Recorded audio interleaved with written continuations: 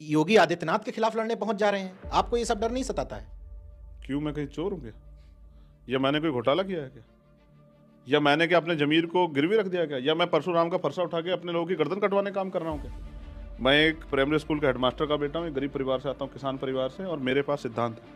मेरे पिताजी ने मुझे चरित्र दिया। मैं ओपन तौर पर कह रहा हूँ कि इस देश का ब्राह्मण और ठाकुर, इस प्रदेश का, उत्तर प्रदेश का, वो किसी बहुजन समाज के व्यक्ति को नेता मान के उसको वोट देगा, तो ये आपकी गलतफहमी, मेरी नहीं है। कोई नेता नहीं मानेंगे। अगर वो हमारे दल में आएंगे तो अपने कामों का हल कराएंगे, और हम उनके दल में रहेंगे तो उनके मजदूर बन के रहेंगे, उनकी गुलामी करेंगे। देखो, वो लोग जानते हैं उनकी पार्टी के लोग किन का वोट लेके किन का काम करना है, और हमारे लोग वोट हमारे लोगों का लेते हैं और काम उनका करते हैं। उनका एक आदमी भी होता है तो अपने सारे मुद्दे हल करवा लेता है। और मैं रिजर्व सीट से चुन के नहीं जाना चाहता। मैं जाना चाहता हूँ, सदन में सत्य है, लेकिन जाऊंगा जिसने उत्तर प्रदेश का विनाश कर दिया, ऐसे मुख्यमंत्री को हटा। बात करवा दीजिए, आप बात करवा देंगे और बहन जी को आदेश कर देंगे। मैं ईमानदारी से कह रहा हूँ कि उनके सम्मान में जो मुझसे आदेश कर दें तो मैं उसके लिए आज भी सारी बड़ी बात है। मैं जबान दे रहा हूँ, ये रिकॉर्डेड है। कोई ऐसा नहीं कि मैंने आपको बंद कमरे में कह दिया हो। हमने उनको राजनीतिक शक्ति से वो दम दिया था कि अगर वो दहाड़ देती तो बीजेपी के ये जो आज शेर बने घूम रहे हैं तो ये पिल्ले बन के घुस जाते घरों में। लेकिन तकलीफ तो होती है। जिस तरह से हमारे लोगों पर अन्याय अत्याचार हुए, वो चुप्पी थाम के बैठे, और उन्होंने पूरी बागडोर सतीश मिश्रा जी के हाथ में दे दी। इसी व्यवस्था से इन्हीं लोगों से तो निकाल के मान्यवर काशीराम साहब हमें लाए थे।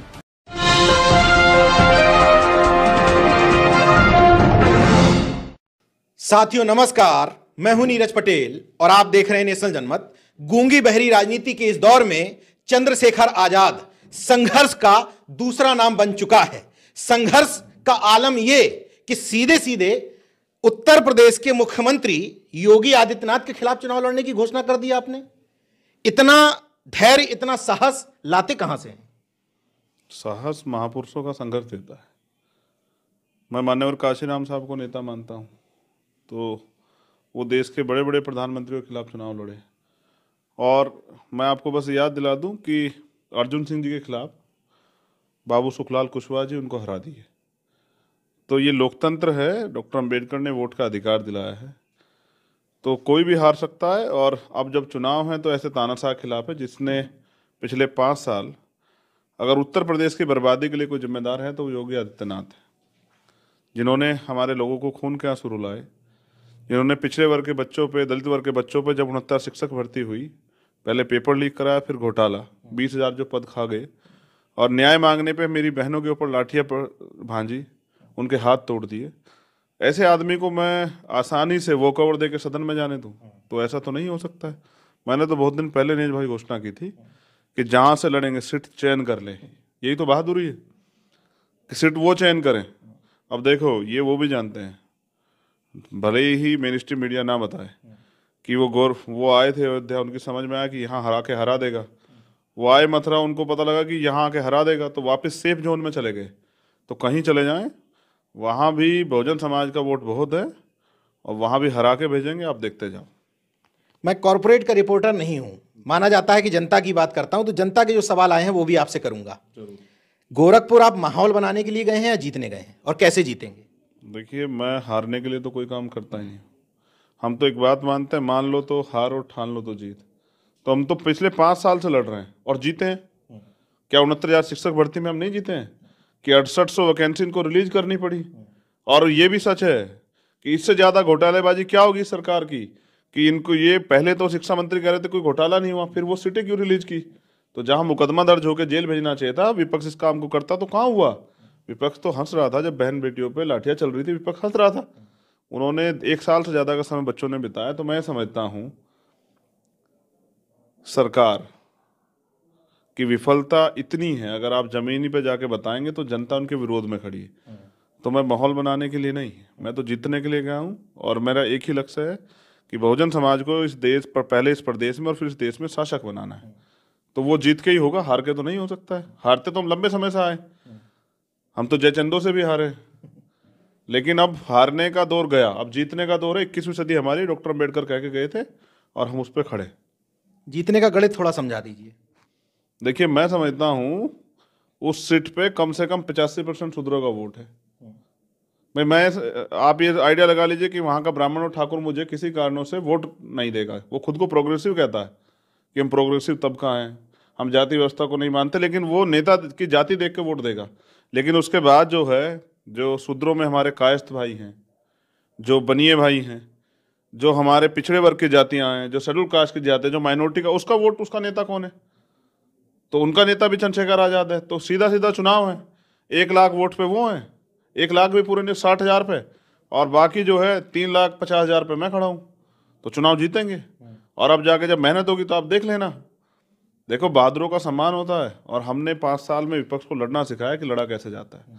और अब बात राजनीति की आई तो हमने उसमें भी जो है ना कदम उठाया कि सेफ जोन से नहीं खेलेंगे, सेफ साइड से नहीं खेलेंगे, अटैक करके खेलेंगे। और इस सरकार को काशीराम साहब ने हमें अटैक करना सिखाया, बीपी मंडल साहब ने हमें अटैक करना सिखाया, बाबू जगदेव प्रसाद कुशवाहा और जननायक कपूर ठाकर ने हमें अटैक करना सिखाया। और उन्होंने बताया कि हम अगर लड़ेंगे तो हम जीतेंगे। तो जीत हार का फैसला तो मेहनत करेगी, अभी तो लड़ना है। इस दौर में शायद ही कोई ऐसा बहुजन नेता होगा जो अपने मुंह से कह रहा है कि ठाकुर और ब्राह्मण हमें वोट नहीं देंगे। इसका मतलब आपको वोट चाहिए ही नहीं क्या? नहीं, मैं क्या समझता हूँ, हमने तो सबको बनाया भाई, जिनके पास वोट होगा उनका राज होगा। इस नारे के बाद भी अगर यहाँ से ब्राह्मण और ठाकुर MP MLA बनते हैं तो किसके वोट से बनते हैं? उनका तो वोट ही 3 या 5%, 10% है, तो हमारे वोट से बनते हैं ना। तो हमने सबको बनाया, लेकिन इस देश में जातिवादी मानसिकता है, तो वो कर्म की वजह से सम्मान नहीं देंगे, वो जाति की वजह से सम्मान देंगे।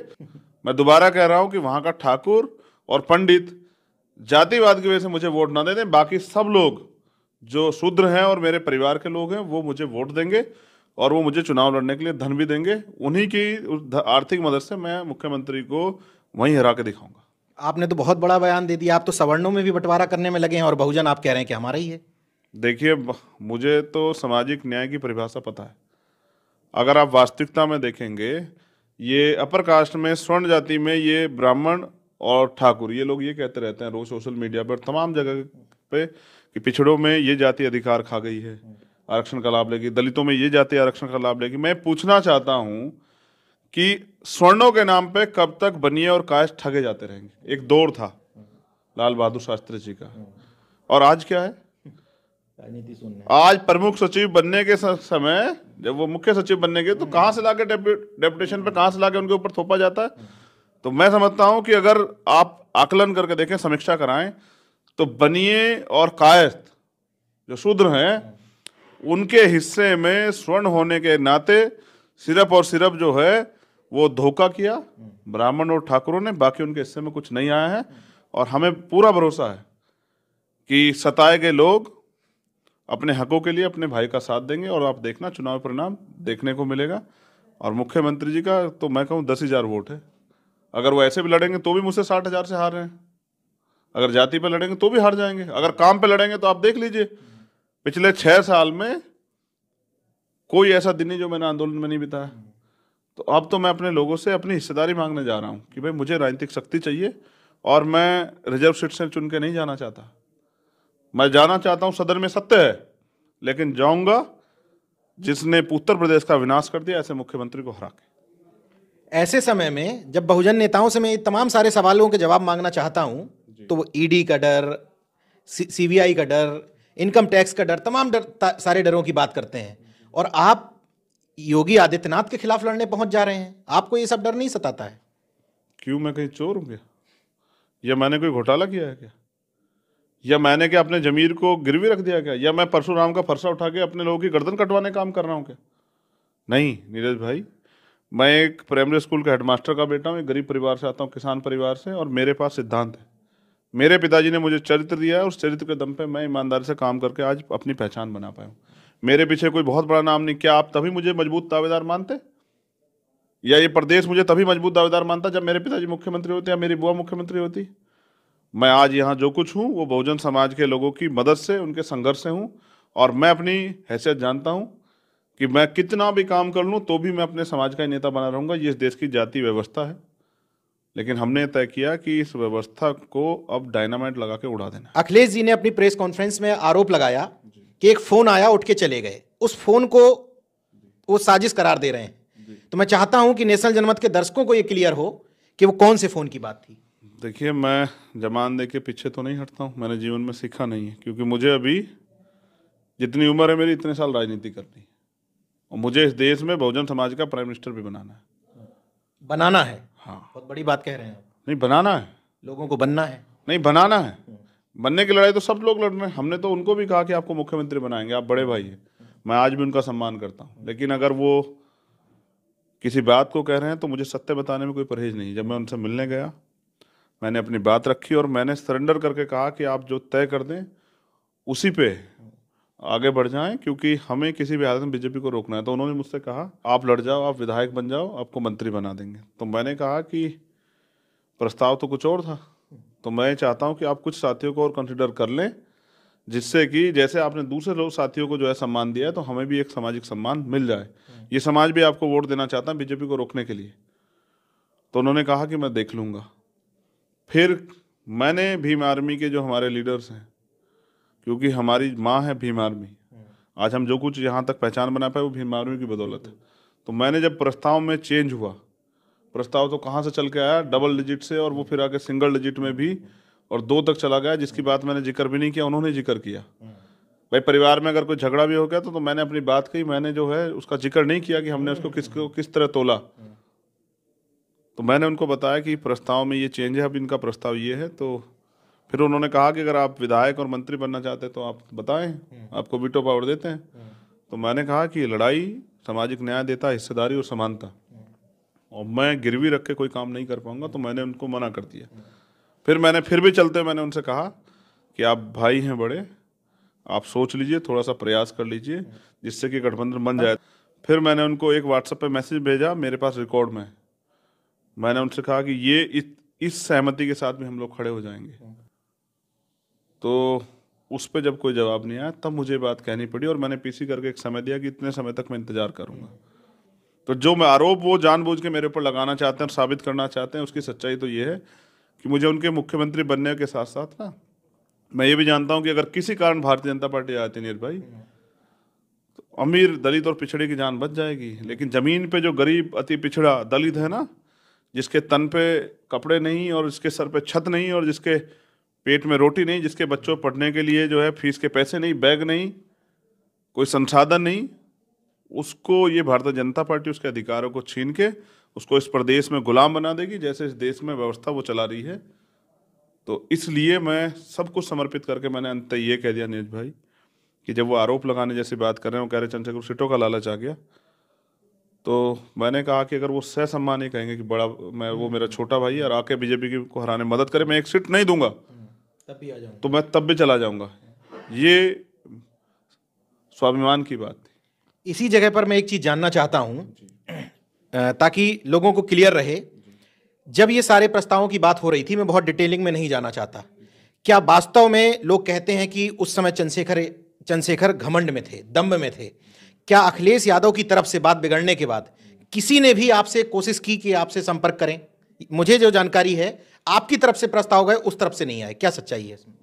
देखिए, पहली बात तो जिसका समाज रोज, जिसकी बहन बेटियों के साथ रोज हत्या है, बलात्कार होता हो, जिसके समाज के युवा वर्ग का अधिकार जो है ना वो छीन लिया जा रहा हो, जो आज भी बेबसी की जिंदगी जी रहा हो समाज, उसमें उसके लिए लड़ने वाला चंद्रशेखर कितना घमंड करेगा? अगर मैं घमंड करता तो उनके दरवाजे क्यों जाता? आपको पता नहीं उससे एक दिन पहले क्या हुआ था कि मैं गया और वो कहीं चले गए, तो मैं उनके घर के सामने से लौट के आया। उसके बाद मैं क्यों गया वहाँ? बेइज्जत होने के लिए? नहीं, मुझे कोई घमंड नहीं था। मैं तो समर्पित हूँ इस आंदोलन के नाम। और विधायक और एमपी बनना होता तो नीरज भाई 2017 और 19 में विकल्प खुले थे। मतलब सम्मान देने वाली बात अगर उस तरफ से प्रस्ताव आता तो स्वीकार हो जाता। 19 में भी मैंने चिल्ला चिल्ला कहा कि बीजेपी बहुत ताकतवर है, इसको रोकने के लिए सपा बसपा एकजुट हो जाएं, वरना हमें कुछ सोचना पड़ेगा। तभी गठबंधन हुआ और पूरे प्रदेश में मैंने इनके प्रत्याशियों का प्रचार प्रसार किया। और एक उपचुनाव में भी जब कैरा नाम हुआ तो बहन जी ने भी साथ नहीं दिया। मैंने अपनी जान की परवाह न करते, जब सरकार ने मुझे कह दिया कि दोबारा राष्ट्रपति लगा, फिर भी मैंने इनके प्रत्याशी को वोट डलवाने का काम किया। तो आप मुझसे घमंड की बात कर रहे हैं? आगे उनकी तरफ से कोई प्रस्ताव नहीं। मैंने कोई व्यक्ति नहीं छोड़ा, चाहे शिवपाल जी हो, चाहे ओपी राजभर जी हो, चाहे स्वामी प्रसाद मौर्य जी हो, और उनके जो विधानसभा दल के नेता है राम गोविंद चौधरी, उनके घर तो मैं स्वतः गया। अच्छा। और उनको कह के अध्यक्ष जी आप भी बड़े भाई हैं, जिस प्रक्रिया को संभाल के इसको तैयार करा लीजिए। मैं इस गठबंधन में रह के पूरे खुद व्यक्तिगत विधायक ना बनने की इच्छा न रखते हुए 403 विधानसभा पर जाकर बीजेपी को हराने के लिए अपने समाज के लोगों से अपील करूंगा कि भारतीय जनता पार्टी को किसी भी कीमत पर जीतने नहीं देना। इस बार हमें उनको कहीं से भी मौका नहीं देना है।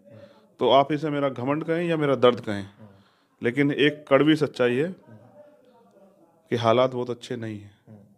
और मैं तो तय करके कह चुका कि मैं तो अपनी तरफ से प्रयास कर रहा हूँ अब इस लड़ाई को और मजबूत करने का, लेकिन किसी और की तरफ से कोई प्रयास नहीं किया गया। मुझे इस बात की तकलीफ है और वो जिंदगी भर रहेगी। एक आरोप और, आपने बहन जी से यानी कि मायावती से कोशिश क्यों नहीं की गठबंधन करने की? देखिए, मेरे लिए जैसे अखिलेश भैया जो है सम्मानित हैं, मैं उनका सम्मान करता हूँ, वैसे मैं बहन जी का भी सम्मान करता हूँ। हमेशा वो जब तक वो जिएंगी मेरे लिए सम्मानित रहेंगी। कभी आपने मेरे मुंह से एक लफ्ज उनके खिलाफ नहीं सुना होगा। मेरी लड़ाई उनकी नीतियों के खिलाफ थी कि वो जब जिस तरह से हमारे लोगों पर अन्याय अत्याचार हुए वो चुप्पी थाम के बैठे और उन्होंने पूरी बागडोर सतीश चंद्र मिश्रा जी के हाथ में दे दी।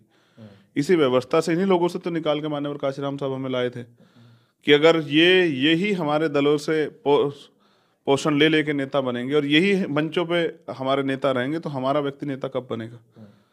तो मैंने बहुत प्रयास किए, खूब पत्र लिखे, अच्छा फोन किए, मेरे पास रिकॉर्डिंग है फोन में, जो मैं कर सकता था मैंने सब किया। अंत में मैंने मीडिया के सामने भी कहा कि अगर मुझसे गठबंधन के बारे में पूछा जाएगा तो मेरी पहली प्रायोरिटी माननीय बहन जी रहेगी। मैं आज भी उनका सम्मान करता हूँ, संघर्ष किया है, लेकिन मैं अपने लोगों को मरने के लिए नहीं छोड़ सकता। वो लड़ना नहीं चाहती और मैं अपने लोगों को मरते हुए देख नहीं सकता, उनके अधिकार छीनते देख नहीं सकता हूँ। किसका मन नहीं होता विधायक एमपी बनने का? कौन विधायक की कुर्सी पर लात मारता है? कौन मंत्री पद पर लात मारता है? इन सब चीज़ों की परवाह न करते हुए मैंने ये तय किया कि किसी तरह से ये भारतीय जनता पार्टी रुक जाए। तो मैंने उनसे भी बड़ा प्रयास किया और मैं तो आपसे भी कह रहा हूँ, आपका कोई चैनल हो तो आप बात करवा दीजिए, आप बात करवा देंगे और बहन जी कोई आदेश कर देंगे। मैं ईमानदारी से कह रहा हूँ कि उनके सम्मान में जो मुझसे आदेश कर दें तो मैं उसके लिए आज भी सारी बड़ी बात तैयार। मैं जबान दे रहा हूँ, ये रिकॉर्डेड है, कोई ऐसा नहीं कि मैंने आपको बंद कमरे में कह दिया हो। इसको आज के बाद जो है ना समाज के लोग सुनेंगे, बहुजन समाज के। अगर वो चाहती तो आज बहुजन समाज की हालात नहीं होती। हमने उनको राजनीतिक शक्ति से वो दम दिया था कि अगर वो दहाड़ देती तो बीजेपी के ये जो आज शेर बने घूम रहे हैं तो ये पिल्ले बन के घुस जाते घरों में। लेकिन तकलीफ तो होती है कि जिनको हमने ताकत दी उन्होंने लड़ना बंद कर दिया, उन्होंने चाबी सतीश चंद्र मिश्रा के हाथ में दे दी। आज मंच पे मिलेंगे सतीश चंद्र मिश्रा, उनकी पत्नी, उनके बेटे। तो खैर मेरी उनसे कोई लड़ाई नहीं है, उनका काम है हमारे दलों में घुस के उस दलों पे कब्जा कर लेना, और ये पहले से आया, ये उनका नेचर है। लेकिन मुझे उनसे कोई तकलीफ नहीं है क्योंकि मैं बहन जी का पहले भी सम्मान करता था और आगे भी करता रहूँगा।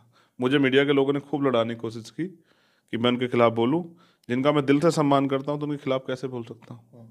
तो जब मैं जिस बात को मेरा जमीर गवाही देता हूँ वो काम मैं कभी नहीं करता।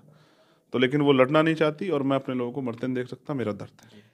बहुजन राजनीति करने वाले लोग शुरुआत में बहुत बढ़िया रहते हैं, सारे मुद्दों की बातें और ये तमाम सारी चीज़ें, आगे बढ़ते बढ़ते उनके मन में ये क्यों आ जाता है कि बिना सवर्ण लॉबी के हम सफल नहीं हो सकते।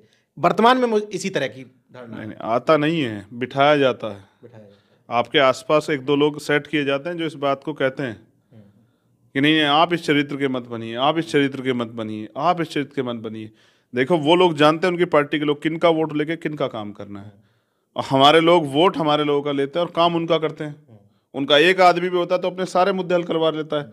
अब मैं आपसे जानना चाहता हूँ और मेरी इच्छा भी है, जिन नेताओं को अवसर मिलने पे कुछ उन्होंने काम नहीं किया तो वो क्या आगे कर देंगे? अजमाए को क्यों अजमाए लोग? इसलिए मैं कह रहा हूँ कि हम लोग जीतेंगे, हमारा गठबंधन जीतेगा। जब हमारा मैनिफेस्टो है ना उसको लेके हमारे लोग जाएंगे जमीन पर गाँव में बताने के लिए कि हम क्या क्या करने वाले। जिसकी इतनी संख्या भरी उसकी उतनी हिस्सेदारी मिलना चाहिए, सब लोग आगे बढ़े। और हमारे मोर्चे में शेड्यूल कास्ट बैकवर्ड की कोई जाति ऐसी नहीं जो ना हो, सब है। लेकिन उनके साथ न्याय हो, ये चरित्र होना चाहिए कि आप सत्ता मिलने पे तानाशाना हो जाए। जो लोग आज ना मिल पा रहे हैं वो कल मुख्यमंत्री बनने के बाद घुस जाएंगे क्रिकेट में। छोड़ दीजिए नीरज भाई, दूर से हमारे यहाँ कहावत है, दूर के ढोल सुहावने। तो कितनी सीटों पे लड़ेंगे चुनाव? नहीं, मोर्चा पूरे 403 सीटों पे लड़ेगा। अच्छा, सब पे? हाँ, मोर्चा पूरे 4। देखो इतनी राजनीति जान पाए, छल कपट की राजनीति नहीं करते, किसी को धोखा देने की राजनीति नहीं, इतनी राजनीति जान पाए कि इस देश में जब तक विचारधारा पर आधारित लोग सदन में नहीं जाएंगे और उनकी सरकार नहीं बनेगी तब तक विचारधारा पर आधारित काम होगा ही नहीं। व्हाट्सएप यूनिवर्सिटी में फिर से ज्ञान शुरू हो गया है कि लड़के बीजेपी का सहयोग कर रहे हैं। इसके लिए जिम्मेदार कौन है? आप और मैं बिल्कुल जानते हैं कि बीजेपी का यही काम है और यही उनका चाल। जिनका कम वोट है वो सत्ता में आने के लिए कोई तो साजिश षड्यंत्र करेंगे। भाई उनका वोट तो इतना नहीं कि वो सत्ता में आ जाए उस वोट के दम पे। अगर आज आपको ये लगता हो, मैं ओपन तौर पे कह रहा हूँ कि इस देश का ब्राह्मण और ठाकुर, इस प्रदेश का, उत्तर प्रदेश का, वो किसी बहुजन समाज के व्यक्ति को नेता मान के उसको वोट देगा, तो ये आपकी गलतफहमी, मेरी नहीं है। मुझे तो पता है कि उनको पता है कि वो अपने व्यक्ति को नेता मान लेंगे, लेकिन हमारे व्यक्ति को कभी नेता नहीं मानेंगे। अगर वो हमारे दल में आएंगे तो अपने कामों का हल कराएंगे और हम उनके दल में रहेंगे तो उनके मजदूर बन के रहेंगे, उनकी गुलामी करेंगे। तो जितना जल्दी इस देश के, प्रदेश के और देश के बहुजन समाज के लोग जान जाएं उतना बेहतर है। लेकिन सच ये है, मैं तो कह रहा हूँ कि भैया बता दें, मैं उनका सम्मान करता हूँ, क्या पिछड़ों को 52% पिछड़ों को 52% आरक्षण दिला देंगे? क्या SC ST OBC के लोगों को प्रमोशन और रिजर्वेशन दिला देंगे? क्या सिद्धार्थ यूनिवर्सिटी में क्या हुआ था? 84 में से 83 एक जात के। तो मैं नहीं कहना चाहता, लेकिन तकलीफ तो बहुत है। फिर भी सोचा था कि इस बार कुछ परिवर्तन हो जाएगा, ये कुछ नया है, लेकिन सर मुंडवाते ओले पड़े। तो अब आंखें खुल चुकी हैं, अब अपना काम कर रहे हैं। बहुजन समाज के लोग मेरा संघर्ष जानते हैं, मुझे विश्वास है। अब उनको ये तय करना है उनको नेता कैसा चाहिए, लड़ने वाला या ट्विटर। आप विकल्प बनने की कोशिश कर रहे हैं। विकल्प हम हैं, जो लड़ेगा वही तो विकल्प बनेगा। भाई रास्ता वही, मंजिल वही तो पे तो पहुंचेगा जो रास्ता तय करेगा। जो घर से निकला ही नहीं वो रास्ता क्या तय करेगा? उनको ये तय करना है कि चुनाव के बाद जो लोग उनके बीच में कभी आएंगे नहीं उनको वोट देना है, या जो चुनाव से पहले 5 साल उनके बीच में रह के लड़ा उनको वोट देना है, या उनको ये भी तय करना है कि अगर इनको वोट दे के और ये मुंह सिले हुए नेता इनको आगे बढ़ाना है, तो फिर चाहे आपकी बहनों के रेप हों, हत्याएं हों, आपके अधिकार छिन जाए, आपके घर जलाए जाए, आपकी जमीन दबा ली जाए, या आपको मूंछ रखने पे, घोड़ी चढ़ने पे इज्जत किया जाए, तो फिर उसके लिए समाज को तैयार होना पड़ा। अगर हमारा एक एक आदमी को वोट मिला और हमारा एक व्यक्ति, चलिए मैं छोड़े नीचे की बात करता हूँ, वैसे तो हम सरकार बनाएंगे, हमें भरोसा है, क्योंकि हमने काम किया, जनता में वोट देगी। हमने जो है ना, जो को कमाया मेहनत से कमाया। हम बहुजन समाज के लोग इकट्ठा करने की लड़ाई लड़ रहे हैं, वो तो हम उसको तो हम जीतेंगे, उसको हम हारेंगे नहीं, क्योंकि ये हमारी सदी है, ये महामना रामस्वरूप वर्मा जी की सदी है, इसको हम लोग नहीं हारेंगे। ये तो अर्जक संघ का समय चल रहा है। लेकिन मैं फिर कह रहा हूँ कि अगर हमारा एक भी अम्बेडकरवादी विधानसभा में जाएगा तो उसके सामने 100 विधायक भी जो है ना वो सामना नहीं कर पाएंगे, क्योंकि हम हमारी बुनियाद है मान्यवर साहब श्री काशीराम और डॉक्टर बाबा साहब अम्बेडकर। हमारी बुनियाद है छत्रपति शिवाजी महाराज, छत्रपति साहू जी महाराज, राष्ट्रपिता ज्योतिबा फूले। हमारी बुनियाद है पेरियर साहब, हमारी बुनियाद है पेरियर लल्लई यादव, संत गाडगे जी महाराज, नारायण गुरु, ये हमारी बुनियाद है। हमारी बुनियाद है डॉक्टर APJ अब्दुल कलाम। हम एजुकेशन की महत्ता को समझते हैं, तो फ्री से काम नहीं चलेगा। बुनियादी काम करना पड़ेगा कि हमारे लोगों के अंदर राजनीतिक चेतना जागरूक हो, उनका टूटा हुआ विश्वास जागे कि बहुजन समाज के लोग अपने दम पे सत्ता बना सकते हैं। जिनका वोट है उनका राज आए, तब जाके उत्तर प्रदेश और देश खुशहाल हो। मौजूदा राजनीति के दौर में चंद्रशेखर आजाद ही एकमात्र नाम है जो राजनीतिक की तरह नहीं बल्कि एक सोशल एक्टिविस्ट की तरह, बहुजन योद्धा की तरह बात करते हैं और बेबाक तरीके से बात रखते हैं। देखना जनता को है, समझना जनता को है कि उसको लड़ने वाले लोग चाहिए या खोखली भाषणबाजी करने वाले। देखते रहिए नेशन जनमत, जागरूक और सजग बने रहिए। जय विज्ञान, जय संविधान। हमसे बात करने के लिए शुक्रिया। बहुत बहुत धन्यवाद। जय भीम, जय भारत, जय संविधान। और नारों में तो जय भीम, हुल जोहार, जय मंडल, और टूटेगा कमंडल और जीतेगा मंडल। और अगला समय जो है वो मंडल राजनीति का होगा, बहुजन समाज के लोग शासक बनेंगे। धन्यवाद।